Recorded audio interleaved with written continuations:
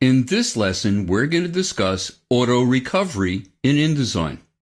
If you'd like to follow along, go under the File menu to Open, and in the Sample Files folder, open 0202, The Magic of Auto Recovery. Just click Open. Whenever you open an InDesign document, an IDLK file is created in the same folder as the layout. Why don't we take a look? Go to File, Open again, and in the Sample Files folder, you can see at the very top, there's a file with a very similar name as our layout, but it has some code and then .idlk at the end. Let me hit Cancel. Most users assume that this is the auto recovery file. Well, it's not. It's actually an InDesign lock file.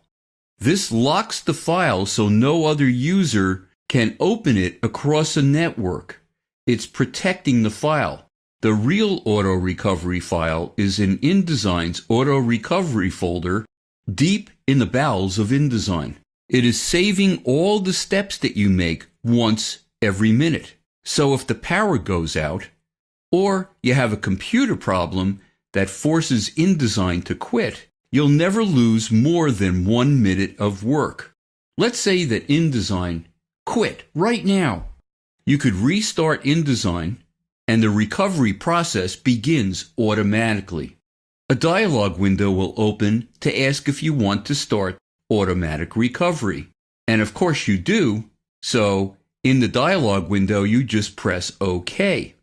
And the InDesign file will open right away on the same page that you were working on when InDesign had to quit. And you'll never lose more than a minute of work.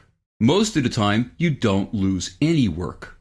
But recovery is not the only purpose of this temporary file. This data file is keeping track of everything that you do as you're working. This allows you to undo an unlimited number of times, all the way back to where you first opened the document. Why don't we try something? Let's go to the black arrow, which is the selection tool, and just click on the headline and drag it someplace else. And now drag it another place. And maybe I will draw a rectangle. So I went to my rectangle tool and just clicked and dragged with the tool. Maybe I want to add a fill. Well, there's a fill color pop-up, kind of a back door into the swatches panel in the control panel. Okay, let's undo everything that we just did. I'm going to hit Command-Z on a Mac, Control-Z on a PC. Every time I press the command, it undoes another step until I get back to where I first started when I opened the document. But what if I went too far? Is there a way to go forward? Well, I always say you have to shift into reverse. So instead of hitting Command-Z or Control-Z, you add a shift to that command. So it's Command-Shift-C or Control-Shift-C.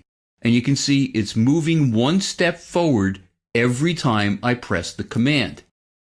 It would do this even if I've saved multiple times between those steps. It's almost as if you're going back in time.